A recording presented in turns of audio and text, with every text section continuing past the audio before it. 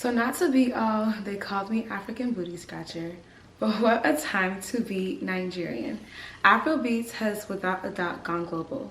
Major acts like Burna Boy, Wizkid, Asake, and Fireboy are earning major recognition for chart-topping projects accompanied by amazing visuals. But rather than debate who's doing it best, I want to discuss how we got here, why now, and what's next. I'm your host, Toni Ade, and we're gonna need more wine. So today's wine is from Trader Joe's. It's called Big Churn. It's a Chardonnay. It's described to be rich and smooth, creamy, and oaky buttery. So let's just see. Let's see what it's given. So as an Afrobeats lover, I can't say I'm shocked, but I don't think anyone thought it would look like this. Wizkid ended 2021 by putting on an iconic performance at the world's busiest arena. Wizkid sold out the O2 so quick, they had to add 2 more dates to its show, and to this day, it pains me that I cannot be there. Earlier this year, African giant Burna Boy sold out the world's most famous arena, the Madison Square Garden, and Burna has been going insane on tour ever since. Like, it seems like every show gets better than the last. I went to his show out here in Houston in 2018, and compared to the show he put on this summer, aside from the insane multiplication of the crowd, the change in demographic makeup alone is argument for the globalization of Afrobeats. Like, people of different creed and color singing Afrobeats bar for bar. We are witnessing the rise of Afrobeat superstars outside the continent in real time, and it's like a fever dream. I don't know, like, as a Nigerian American from suburban Texas, hearing Afrobeats on commercials, in movies, on the radio, in the mall, in restaurants, it's like things are happening. I personally took notice of the crossover of Afrobeats into the West in 2017 when Wizkid released Songs from the Other Side, featuring Trey Songz, Chris Brown, Ty Dolla $ign, and Drake. This was a year after Wizkid collabed with Drake for Billboard's Song of the Summer, One Dance, and you just had to be there. Like, if you know, you know. One Dance was huge. One Dance, in 2016, to have a good night, you had to hear the holy trifecta. If you went out and you heard One Dance work in Controlla, you had a good night. You were well fed. As much love as Songs from the Other Side and One Dance received, they received a sizable amount of criticism. Fans accused Wizkid of diluting his sound. They said he was pandering to the West. They didn't like that he had so many foreign features. They called Drake a culture vulture. They didn't like that he spoke like 3 words of Yoruba. I mean, it was a whole thing. But despite the criticism, One Dance went on to be the best-selling single in the US that year. Fast forward to 2020, and Wizkid releases Made in Lagos, which is arguably one of his best albums to date, and sort of like a big brother to Sounds from the Other Side. I think in hindsight, all the Sounds from the Other Side haters can see that Sounds from the Other Side had to crawl for Made in Lagos to soar, and it has soared. Made in Lagos had major commercial success in the US, the UK, and Nigeria, and outside of that, on a social level, Made in Lagos was just, I mean, it just kept on giving. Now, this is another if you know, you know, even though know what you know, because no one should have been outside. But Made in Lagos had commercial success in a time when the music industry was going through a major hit because of pandemic lockdowns all around the world. Music was struggling. From where I'm standing in the US, Made in Lagos was comparable to really only one other album on a social level. These albums' lead single were so strong that they were like inescapable. And similar to the 2016 trifecta, in 2020, to have a good night, you had to hear Essence and We Paid, like non-negotiable. Essence was huge. Essence was so big that off of a feature alone, Tems earned work with Drake, Future, Beyonce, and Disney's Marvel. I just want us to like really just digest. Tems earned work with Drake, Future, Beyonce, and Marvel. That is accomplishments people chase for a lifetime. About a year ago, Ye could be found anywhere there was French toast and hookah. Brunches were changed everywhere, but last, last, now everybody go chop breakfast. This is happening at a time where people in the world feel more connected than they ever have before through a Chinese app called TikTok. The way TikTok made us feel close to one another kind of homogenized our taste in music, in fashion, in TV, in food, in everything, really. TikTok, more than anything, has facilitated the exposure of music as a whole in a way that has the music industries kind of like on their knees. Despite being the largest immigrant group, I don't think Afrobeats would let the diaspora as quick as it did without TikTok. Songs from artists CK, Oxlade, and Rema were going viral off of snippets alone. CK's Love Wantiti became Spotify's most streamed Nigerian song of all time at 537 million streams, passing up Essence, Peru, On the Low, Malik Berry's Control. I mean, Love Wantiti was huge. Speaking of Peru, YBNL's distribution deal with Empire has played a major role in Globalization of Afrobeats and will likely start a trend. Peru went on to go platinum in the UK and was remixed by Ed Sheeran. But the amount of songs that aren't traditionally digestible in the West received through fan remixes and challenges. When I saw Oyibo Marlians doing correct legwork, I knew things were happening. Like, okay, things are happening. Like they're eating, they're doing good. Okay, whatever. When I saw non-Yoruba speakers enlisting in Ashake's choir,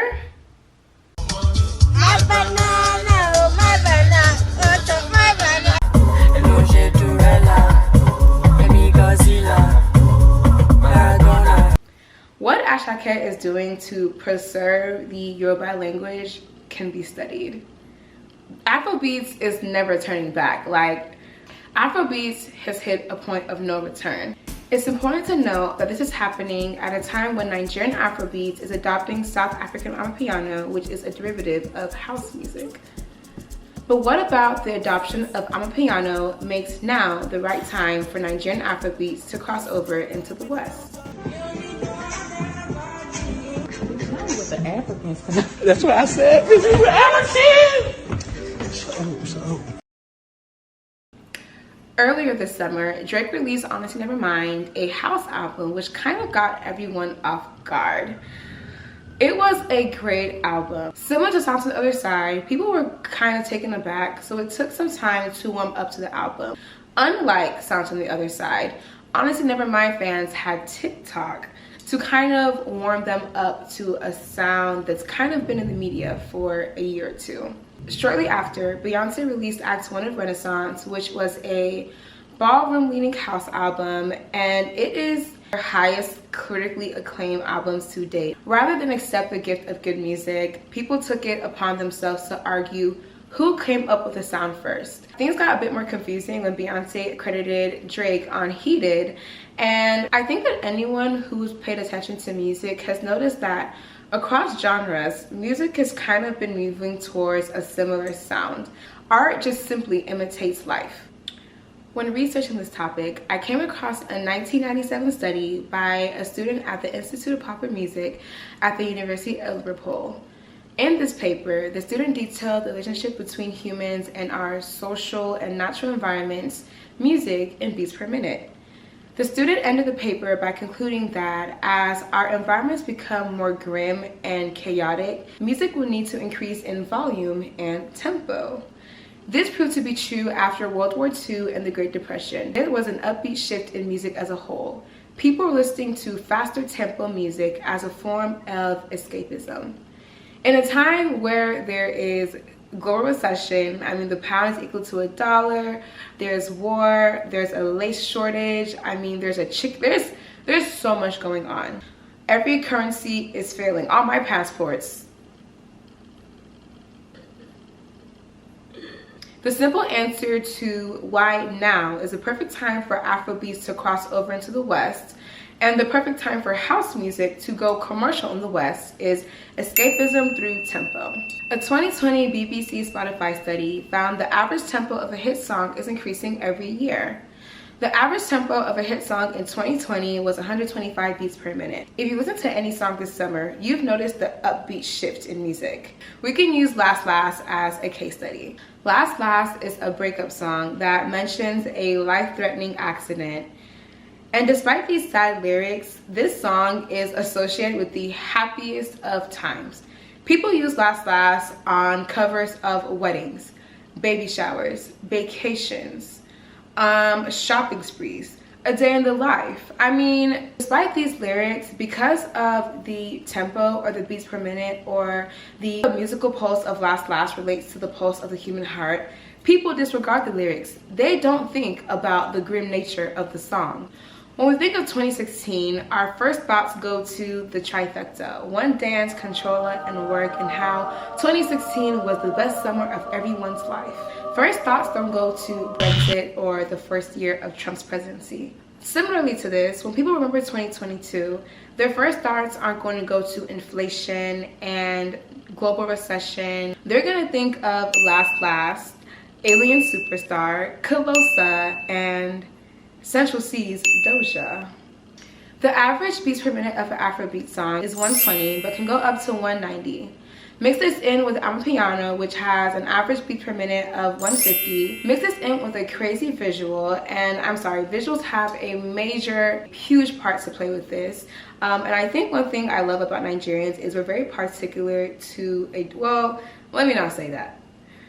Afrobeats has been particular to a T that there's been songs that I wasn't the biggest fan of. I saw the visual and I'm converted. You mix this in with a crazy visual, and at 120 to 190 beats per minute, it only makes sense that Afrobeats is gonna produce hit after hit after hit. I mean, come on. I also want to add that Afrobeats is without a doubt the most diverse that the genre has ever been to date. I mean, there is a song for everyone. There is Afro pop, there is Alte, there is street, there's a song for everyone. Now that we understand the why of today, I want to discuss the maybe of tomorrow. I ate that. Cheers to that. Cheers to that segue. Oni jowa. Jowa. Do power.